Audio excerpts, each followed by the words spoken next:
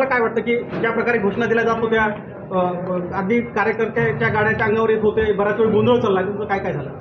मला सगळं काही दिसलं नाही, कारण माझ्या गाडीच्या भोवती माझेच कार्यकर्ते होते. त्यामुळे मला तुम्ही जे म्हणताय ते सगळं मला नाही दिसलं. फक्त मी जेव्हा जात होते तेव्हा 2-3च मुलं होते ज्यांच्या हातामध्ये काळा रुमाल होता. ते मागच्याही 1-2 गावात झालं तेव्हा मीच एसपींना म्हटलं की हे मराठा आरक्षणाच्या मागणीसाठी काळा झेंडा दाखवत आहेत आणि माझ्या मते तरी ते फक्त मला नाही दाखवत आहेत, सगळ्या नेत्यांना दाखवत आहेत, तर त्यांच्यावर काही गुन्हे दाखल करू नये अशी मी भूमिका घेतली. आजही 2-3 लोक अलीकडच्या बाजूला उभे होते, त्यांनी काळा रुमाल, झेंडे पण नाही, ते खिशातून रुमाल काढून त्यांनी असा हलवला. परत मी तुकाराम महाराजांचं दर्शन घेऊन परत आले तोपर्यंत काही जण म्हणजे खूप जोरजोरात ओरडाआरडा करत होते. कारण काहीच नाही आहे, कारण काही घटनाच घडली तर ओरडाआरडा व्हायला पाहिजे, तर कारण काहीच घडलं नाही. तर मला असं वाटतं की हे जे 4 लोक उभे होते ते जरांगे पाटलांच्या आरक्षणाच्या आंदोलनातले असतील, पण जे बाकीचा गोंधळ झाला तो मला नाही वाटत की जरांगे पाटलांच्या आंदोलनातले असतील. ते मला थोडंसं राजकीय वाटतं. मराठा आरक्षणाला कायम समर्थन देणारे तुम्ही आहेत, लोक जे आहेत ते का विरोध करीत असतील, काय तुम्ही याच्यामध्ये? मला थोडीच विरोध करतात, तिकडे दुसरे लोकांना जाऊ दिलं का त्यांनी तपास करा, मला माहिती. मला विरोध करतायत नाही, ते समाजातल्या सर्वच नेत्यांना असं करतायत. मी बघितलं बाहेरच्या जिल्ह्यातही प्रमुख नेत्यांना येऊ दिलं नाही किंवा असं काही करतायत. आता मलाच करतात असं मला वाटत नाही, आणि मलाच करतात असं चित्र केलं तर ते काही मग ते जाणीवपूर्वक असेल असं वाटतं, ते आंदोलक नसतील असं वाटतं. पण ते सगळ्याच नेत्यांना प्रचारासाठी जायचं आहे, अनेक लोकांच्या घरी जावं लागेल. हो, त्यांना पण जायचं आहे. आता ते पण उमेदवार जाहीर करणार आहेत असं मी ऐकलं कुठेतरी प्रेसमध्ये.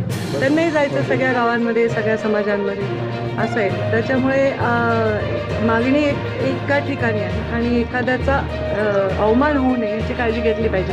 पण मला 100% खात्री आहे की हे जरांगे पाटलांचे माणसं नाही. हो, नक्की करत असतील. आता निवडणुकीत कोणी प्रयत्न करेल. काय आव्हान असेल यांना मराठा आंदोलकांचं किंवा इतर की अशा पद्धतीने कुठला उमेदवार गेला तर हे चुकीची पद्धत आहे, नेमकं तुमचं आव्हान काय असेल सगळं बीडकरांना? खरं सांगू का, आता जे प्रश्न तुमचे सर्वांचे आहेत ते प्रश्नच तुमचे उत्तर आहेत. तुम्ही प्रश्न असाच विचारता की हे चूक आहे की नाही, मग तुम्ही आव्हान करणार काय? तुम्हाला पण हे असं वाटतंय, तर त्याच्यामुळे मला असं वाटतं की मी वेगळं आव्हान करण्याची आवश्यकता नाही. जे लोक सुसंस्कृत, सुशिक्षित, संयमी, शांत स्वभावाचे आहेत त्या लोकांना या सगळ्या गोष्टी बघायला फारशा आवडत नाहीत. पण मी आत्ताही परत म्हणते, मीडियाने योग्य लावा. मला नाही वाटत ते जरांगे पाटलांचे आंदोलक होते. मला त्या ठिकाणी तेवढ्यापुरतं, कारण मी जिल्ह्यातही फिरते. जरांगे पाटलांचं जेव्हा आंदोलन चालू होतं तेव्हा अख्खी शिवशक्ती परिक्रमा मी काढली. मला कुठेच काही अनुभव आला नाही आत्तापर्यंत. मी जिल्ह्यात गेले 8-10 दिवस झाले, सगळीकडे फिरते. केज तालुक्यात ते पण त्याच ठिकाणी असा अनुभव येणं, मला वाटतं राजकीय लोक असावेत, जरांगे पाटलांचे बिलकुल नसावेत. मला नाही वाटत ते अशी काहीतरी चुकीची भूमिका कधी घेतील. केस तालुक्यातीलच जे संभाव्य उमेदवार आहेत ते केस तालुक्यातीलच आहेत. मग उमेदवारी मिळण्याच्या अगोदर कुठंतरी असे डावपेच राजकीय वगैरे असं तुम्हाला वाटतं काय?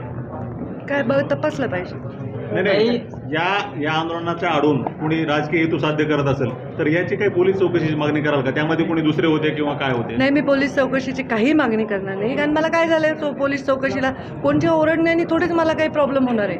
मी बिलकुल पोलीस चौकशीची मागणी करणार नाही, कारण त्याच्यामध्ये चुकीच्या पद्धतीने इनोसंट लोक भरडले जातील. कोणाची चौकशी करण्याची आवश्यकता नाही. मला असं वाटतं हळूहळू हा विषय वेगळ्या पद्धतीने हँडल होईल. मला नाही वाटत कोणाची चौकशी करायची गरज आहे. त्यांनी दिलं होतं पोलीस अधीक्षकांना की यापूर्वी सुद्धा असे प्रकार झाल्यानंतर त्या आंदोलनकर्त्यावरती गुन्हे दाखल करू नयेत, असं स्वतःच आपण मागणी. मी असं म्हटलं आहे की कोणत्याही शासकीय मालमत्तेची महानी नसेल झाली, कोणाला इजा नसेल झाली, कोणत्याही कायद्याचं उल्लंघन झालं नसेल, तर 4 पोरांनी, लहान वयाची मुलं आहेत बिचारी, ते आपलं काळा रुमाल दाखवत आहेत, त्यांनी मला काय अंगाला त्रास होतोय, तर त्यांना नका तुम्ही जेल. कारण काय, बरेच लोक स्पर्धा परीक्षा देतात, कोणी सरकारी परीक्षा देतात नोकरीसाठी. मग हे गुन्ह्यांमुळे त्यांना अडचण येते आणि मी त्यांना अडचण यावी अशी माझी इच्छा नाही आहे. मला नाही वाटत की या मराठा तरुणांच्या शिक्षणात किंवा नोकरीमध्ये उद्या या गुन्ह्यांची अडचण व्हावी. त्यामुळे किमान माझ्यापुरतं मी सांगते की हे गुन्हे करू नये असं मी स्पष्ट आता मी त्यांना सांगितलं मागे घ्या. मी काही अधिकारी नाही ना की त्यांना आदेश द्यायला. मी विनंती केली आहे. मी काही अशा भूमिकेत नाही ना की ते SP मला आन्सरेबल आहेत. ताई, मी विनंती दिल्लीला केली. जाण्याचा निर्णय तुम्ही घेतलेला आहे. काय स्वप्न घेऊन दिल्लीला जायचंय तुम्हाला? काय एकंदरीत सांगा. काय अजेंडा असेल आपला? बापरे, स्वप्न काय घेऊन जाणार आहे? विजन आहे माझ्याकडे, अजेंडा नाही आहे.